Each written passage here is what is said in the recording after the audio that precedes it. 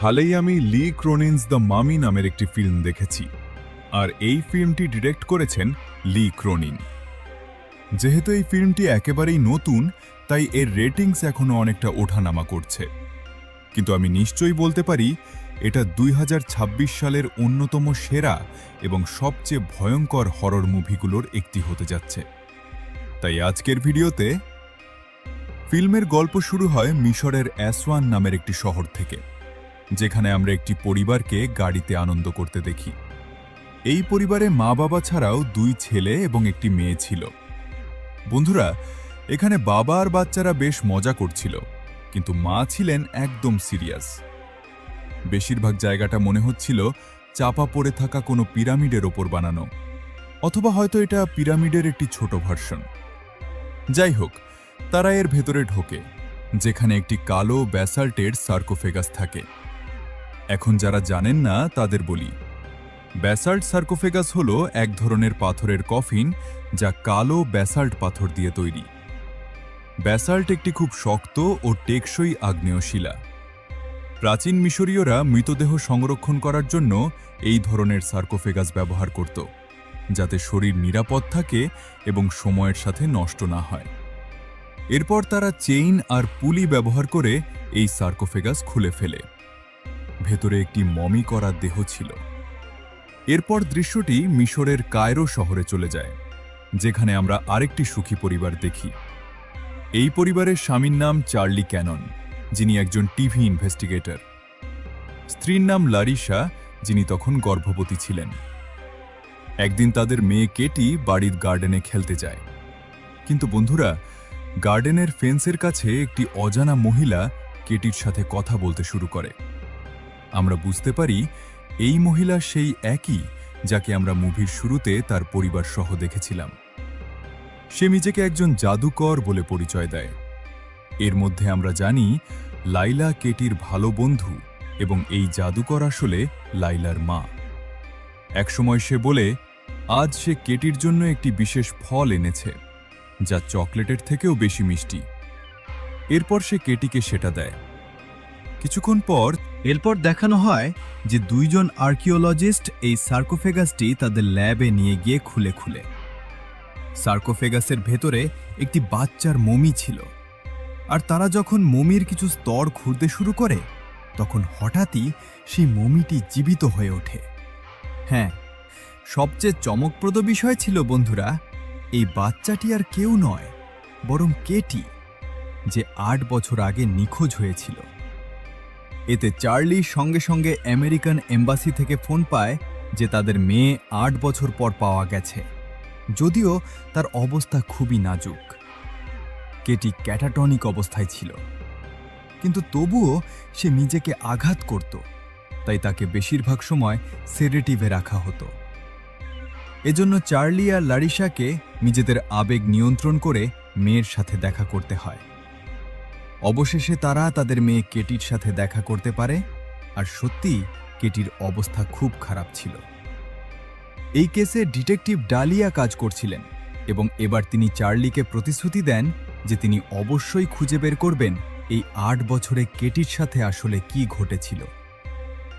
যাই হোক, পরের দৃশ্যে আমরা দেখি চার্লি আর লারিসা মিলে কেটিকে বাড়িতে নিয়ে এসেছে, কিন্তু হঠাৎ কেটি নিজের মাথা দিয়ে তার দাদি কার্মিনকে ধাক্কা মারে, ফলে কার্মিন রক্তাক্ত হয়ে যায়। এরপর কেটি অদ্ভুতভাবে চিৎকার করতে থাকে এবং তার শরীর খুব ভয়ঙ্করভাবে বেঁকে যেতে থাকে। সেই রাতেই কেটি তার বিছানা থেকে উঠে বাড়ির দেয়ালের ভেতর দিয়ে যেন কোনো পোজেসড মানুষের মতো দৌড়াতে শুরু করে। বাড়ির দেয়ালগুলো ফাঁপা ছিল, যেখানে ট্র্যাপডোর দিয়ে ঢুকে ভেতরে চলাফেরা করা যেত। লারিসা আর চার্লি কেটির পিছু নেয়। চার্লি জানতে চেয়েছিল এই 8 বছরে কেটির সাথে কি হয়েছিল, আর এর জন্য সে যে কোনো সীমা পর্যন্ত যেতে প্রস্তুত ছিল। পরের দিন লারিসা আর কার্মিন মিলে কেটিকে পরিষ্কার করছিল এবং তাকে গুছিয়ে দিচ্ছিল। তখন লারিসা খেয়াল করে কেটির পায়ের নখ অনেক বড় হয়ে গেছে। এই ঘটনা লারিসাকে পুরোপুরি ভেঙে দেয়, কারণ সে তার মেয়েকে এমন অবস্থায় দেখতে পারছিল না। অন্যদিকে চার্লি বাড়ির ভেতরে অদ্ভুত এক চিটচিটে পদার্থ খুঁজে পায়, যা খুবই অস্বাভাবিক। চার্লি ছিল। একটি পুরনো বাক্স খুলে চার্লি যখন যার মধ্যে অনেকগুলো কার্ড ছিল, মানে এখানে সব ধরনের কার্ডই ছিল, বিশেষ করে সেই কন্ডোলেন্স কার্ডগুলো যেগুলো কেটি মারা গিয়েছিল বলে যখন সবাই ভেবেছিল তখন দেওয়া হয়েছিল। এই কার্ডগুলোর মধ্যেই চার্লি শেষমেশ একটি কার্ড খুঁজে পায় যা লাইলা খলিল নামের কারো পক্ষ থেকে দেওয়া হয়েছিল। এদিকে একই সময়ে মড কেটির রুম থেকে একটা শব্দ শুনতে পায়। সে শব্দের দিকে এগিয়ে গেলে হঠাৎ কেটি একদম ভৌতিক কণ্ঠে মডের সাথে কথা বলতে শুরু করে। অথচ আমরা জানি কেটি তো কথা বলে না। কেটি বলছিল যে সে মডের সাথে কথা বলতে চায়। কিছুক্ষণ পর মড সেখানেই পড়ে যায় এবং আমরা বুঝতে পারি এখন মডের ওপরও কেটির ভেতরে থাকা সেই ডিমোনিক এন্টিটির প্রভাব পড়েছে।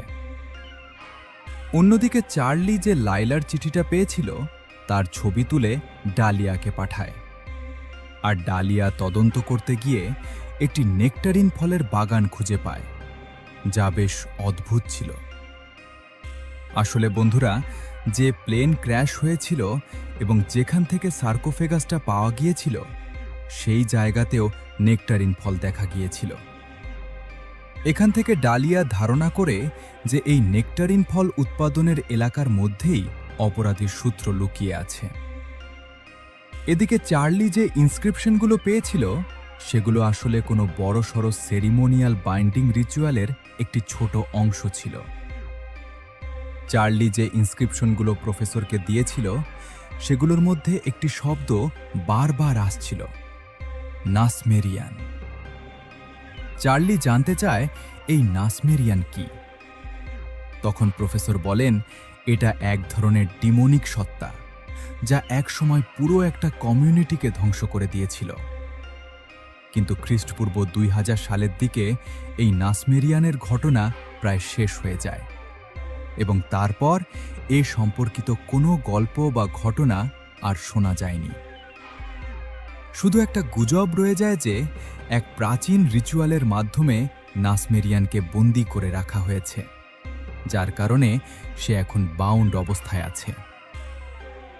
এটা শুনে চার্লি অবাক হয়ে যায়, কারণ তার মনে হতে থাকে কোথাও কেটির ভেতরেই।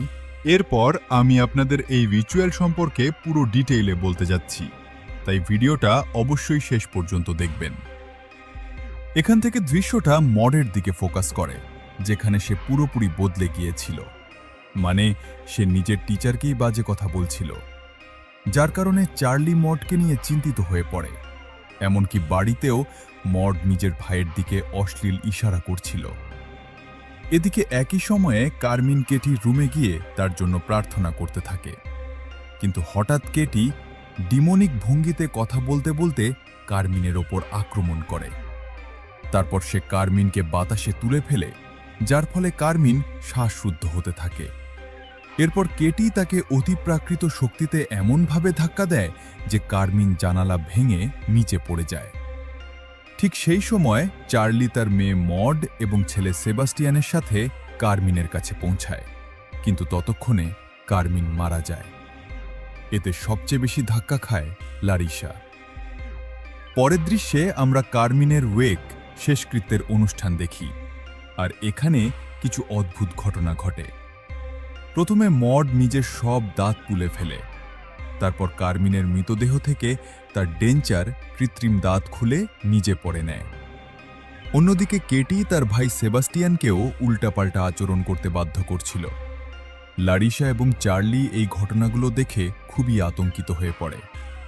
বিশেষ করে লারিসা এতটাই ভেঙে পড়ে যে সে আর কেটিকে ঘরে রাখতে চায় না। এরপর তারা কেটিকে তার হুইল চেয়ারে বেঁধে রাখে এবং তার রুমে একাধিক লক লাগিয়ে দেয়।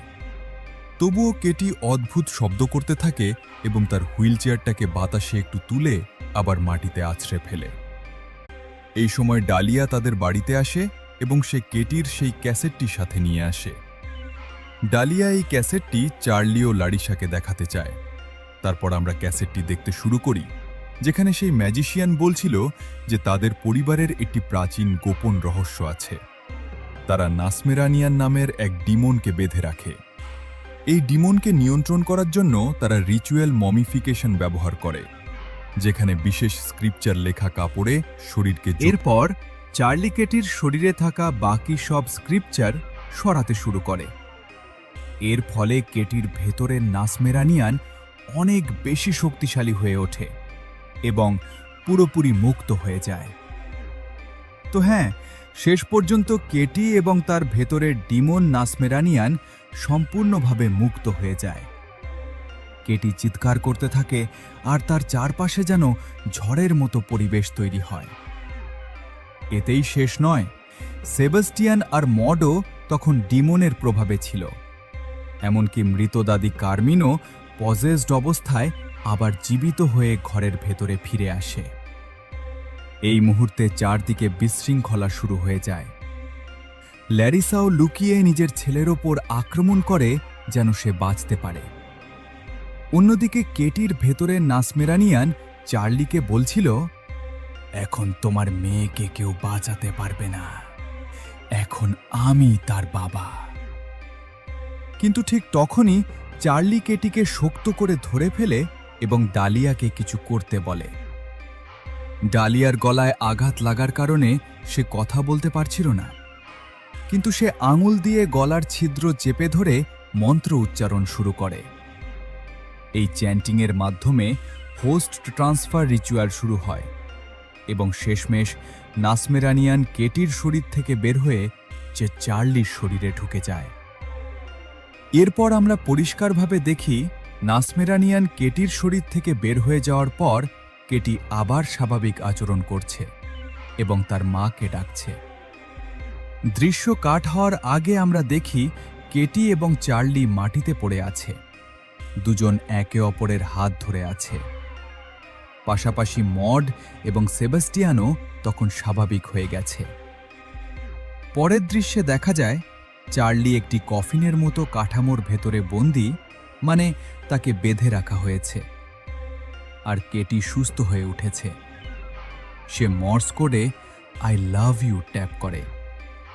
ভেতর থেকে চার্লিও I love you all tap করে উত্তর দেয়।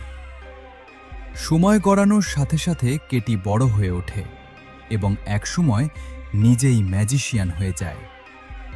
হ্যাঁ বন্ধুরা, সেই ম্যাজিশিয়ান এখনো বেঁচে আছে। মানে ডালিয়ার গুলিতে সে মারা যায়নি, বরং এখন জেলে বন্দী। ম্যাজিশিয়ানের পিঠে গুলির ক্ষতও আমরা দেখতে পাই। আর জেলের ভেতরে তার ছেলে এক নার্স আসে, কিন্তু আসলে সেই নার্স সে যে লারিসে এসেছিল, যে ম্যাজিশিয়ানকে সেডেটিভ দেয়। এরপর ডালিয়া হুইল চেয়ারে করে চার্লিকে নিয়ে আসে। এখন আমি এই ফিল্ম নিয়ে কিছু থিওরি নিয়ে কথা বলতে চাই। সবচেয়ে বড় প্রশ্ন যা প্রায় সব দর্শকের মাথায় আসে, নাসমেরানিয়ান নামে কোনো ডিমন কি সত্যিই প্রাচীন মিশরীয় পুরাণে আছে? তো বন্ধুরা, আসল প্রাচীন মিশরীয় মিথোলজিতে এমন কোনো ডিমনের উল্লেখ পাওয়া যায় না। হ্যাঁ, মিশরীয় ডিমোনোলজি অনেক সমৃদ্ধ। সোয়ানসি ইউনিভার্সিটি এর এনশিয়েন্ট ইজিপশিয়ান ডিমোনোলজি প্রজেক্ট অনুযায়ী 4000-এরও বেশি ডিমনের উল্লেখ রয়েছে, কিন্তু নাসমেরানিয়ান তাদের মধ্যে নেই। এই নামটি আপনি কোনো papyrus, book of the dead বা গ্রিক ম্যাজিক্যাল প্যাপাইরি কোথাও পাবেন না। স্পষ্ট যে নাসমেরানিয়ান দি এক্সরসিস্ট ধরনের কোনো বানানো ডিমনের মতোই একটি কাল্পনিক সত্তা, যাকে মিশরীয় স্টাইলের ব্যান্ডেজ পরানো হয়েছে। অর্থাৎ এটি পরিচালক ক্রোনিমের নিজস্ব সৃষ্টি, যাকে বাস্তবসম্মত শোনানোর জন্য মধ্যপ্রাচ্যের ভাষার ধাঁচে তৈরি করা হয়েছে। এখন যখন কোনো হোস্ট বুড়িয়ে যায়, তার শরীর ক্ষয় হতে থাকে, তখন যে প্রোটেকশন স্পেল থাকে, যা আসলে হোস্টের শরীরে লেখা ইনস্ক্রিপশনযুক্ত ব্যান্ডেজের মাধ্যমে কাজ করে, সেটা দুর্বল হয়ে যায়। এই কারণেই ম্যাজিশিয়ানের কাল্ট ছোট বাচ্চাদের হোস্ট হিসেবে বেছে নেয়, কারণ একটি শিশুর শরীর অনেক দিন টিকে থাকবে। ফলে 50 থেকে 60 বছর পর্যন্ত রিচুয়াল আবার করতে হবে না। কোনো খারাপ মানুষকে হোস্ট হিসেবে নেওয়া হয় না, বরং জীবিত অবস্থাতেই তাকে ইনস্ক্রিপশন লেখা ব্যান্ডেজে জড়িয়ে রাখা হয়। আসলে এই ব্যান্ডেজগুলোই ডিমনের আসল কারাগার। থেকে যখন সে স্কিন স্ট্রিপগুলো ছিঁড়ে ফেলে তখন আসলে সে নিজের কারাগারের শিকলই ভাঙছিল। এই সিম্বলিজমটা সত্যিই বেশ চতুর বন্ধুরা। এখন ফিল্মে বলা হয়েছে যে খ্রিস্টপূর্ব 2000 সালের আশেপাশে নাসমেরানিয়ানের আক্রমণ হঠাৎ করেই বন্ধ হয়ে গিয়েছিল। যদি আমরা এই টাইমলাইনটা দেখি তাহলে 2000 বিসি প্রায় প্রাচীন মিশরের মিডল কিংডমের শুরুর সময়। আর মজার ব্যাপার হলো বাস্তব ইতিহাসেও মিডল কিংডম প্রায় 2030 থেকে 1640 বিসি সময়েই ডিমনোলজি নিয়ে আর্ট এবং টেক্সটগুলো বেশি স্পষ্ট হয়ে ওঠে, যেমন প্রোটেকশন স্পেল, তাবিজ এবং বাইন্ডিং রিচুয়াল। এই সময়েই এগুলোর বিকাশ হয়েছিল। তাই ক্রোনিন তার বানানো মিথোলজিকে বাস্তব ইতিহাসের এই সময়ের সাথে সুন্দরভাবে মিলিয়ে দিয়েছেন। ধারণা করা যায় এই কালটি বহু বছর ধরে প্রজন্মের পর প্রজন্ম এই রিচুয়াল চালিয়ে আসছে এবং হয়তো প্রতি 50 থেকে 70 বছর পর এটি নতুন হোস্ট বেছে নেওয়া হয়। লাইলা এবং তার ভাই ছিল পরবর্তী প্রজন্মের রক্ষক, যারা এখনও পুরোপুরি প্রস্তুত ছিল না। লি ক্রোনিন নিজেই একটি ইন্টারভিউতে এই বিষয়ে ইঙ্গিত দিয়েছেন। তো বন্ধুরা, একটু ভেবে দেখো, একটি ফিল্ম যার মূল ধারণা হলো তোমার প্রিয় কেউ ফিরে আসে কিন্তু সে আর আগের মতো থাকে না, এটা আসলে গ্রিফ বা শোকেরই প্রতীক। কেটির সার্কোফেগাস থেকে ফিরে আসা আর তার বাবা মার এটা বুঝতে পারা যে তাদের মেয়ে এখন আর আগের মতো নেই, এটা দেখায় হারিয়ে যাওয়া কাউকে ফিরে পাওয়ার অনুভূতি কেমন হতে পারে। অনেক সময় আমরা যাদের হারাই তারা আমাদের কাছে ফিরে আসে, কিন্তু এক ভিন্ন রূপে, যা আমাদের ভেঙে দেয়। এখন আরেকটা ইন্টারেস্টিং ব্যাপার হলো, লি ক্রোনিন নিজেই কোলাইডারকে দেওয়া একটি ইন্টারভিউতে নিশ্চিত করেছেন যে দ্য মামি এবং ইভিল ডেড রাইজ একই শেয়ার্ড ইউনিভার্সে আছে। মানে নাসমেরানিয়ান এবং ইভিল ডেডের ডেডাইট, যারা নাচুরাওম ডেমন্টে থেকে মুক্তি পায়, সবই একই ডিমনিক রিয়ালিটির অংশ। এর প্রমাণ হিসেবে ফিল্মে একটি হিডেন ইস্টার এগ রয়েছে এবং লিলি সালিভ্যানের একটি ক্যামিও আছে, যিনি ইভিল ডেড রাইজে বেথ চরিত্রে অভিনয় করেছিলেন। তিনি মডের টিচারের ভূমিকায় আছেন। আর যদি ইস্টার এগের কথা বলি, তাহলে ফিল্মের আর্কিওলজি প্রফেসর বিক্সলার, যার চরিত্রে অভিনয় করেছেন মার্ক মিচিশন, তার নামটাই আসল কিসের ক্লু? অবশ্যই ইভিল ডেড রাইজ ইউনিভার্সের সাথে সংযোগের। লি ক্রোনিন নিজেই বলেছেন, যদি ভালোভাবে খেয়াল করো তাহলে এই নামের মধ্যেই সেই সংযোগ লুকিয়ে আছে। আর একটি বোনাস ইস্টার এগ হল কেটির পিঙ্ক বেডরুমে থাকা 1995 সালের বেব মুভির পোস্টার। ক্রোনিন এটি দেখেছেন কারণ সেই রুমটি প্রজন্মের পর প্রজন্ম ধরে ব্যবহার হয়ে আসছে, সম্ভবত ল্যারিসার টিনের সময় থেকেই। তাই পরের বার যখন তোমরা এই ফিল্ম দেখবে, প্রফেসরের নামের দিকে একটু বিশেষ নজর দিও। তাহলে হ্যাঁ, বলা যায় যে লি ক্রোনিন সত্যিই নিজের একটা ক্রোনিন ভার্স তৈরি করছেন। এখন শেষের দিকে যখন নাসমেরানিয়ান ম্যাজিশিয়ানের শরীরে ট্রান্সফার হয়, তখন এই দৃশ্যটা থিমের দিক থেকে অনেক গভীর। একভাবে দেখলে ম্যাজিশিয়ান নিজেও একটি পরিবার ধ্বংসকারী।